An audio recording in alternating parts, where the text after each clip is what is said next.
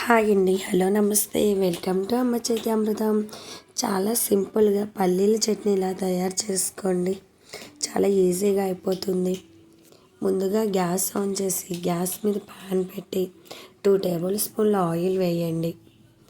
Oil కొంచెం heat అయ్యాక అందులో మీరు తినే కారాన్ని బట్టి పచ్చిమిర్చి ముక్కలు వేసి బాగా వేయించండి.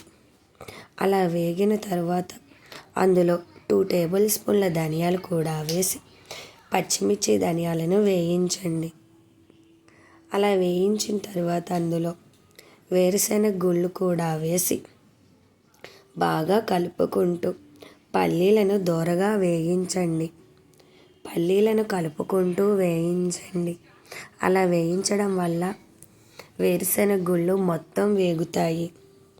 అలా పల్లీలు మొత్తం వేగాక స్టవ్ ఆఫ్ చేసి చల్లారనివ్వండి. పల్లీలు చల్లారిన తర్వాత మిక్సీ జార్ తీసుకుని అందులో ముందుగా వేయించుకున్న పల్లీల మిశ్రమం, అలాగే 2 వెల్లుల్లి రెబ్బలు, 1 టేబుల్ స్పూన్ జీలకర్ర వేసి మిక్సీ పట్టుకోండి.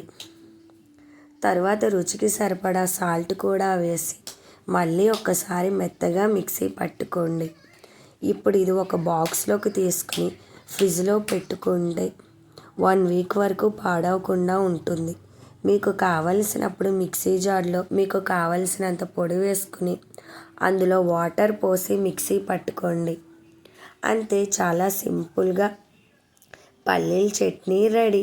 మీరు కావాలనుకుంటే దీనికి తాలింపు పెట్టుకోండి. ఇడ్లీ, దోశ, బోండా ఏ టిఫిన్లోకైనా ఈ చట్నీ బాగుంటుంది. అలాగే నా వీడియో కనుక మీకు నచ్చినట్లయితే నా ఛానల్ను లైక్ చేసి, షేర్ చేసి, సబ్స్క్రైబ్ చేయండి.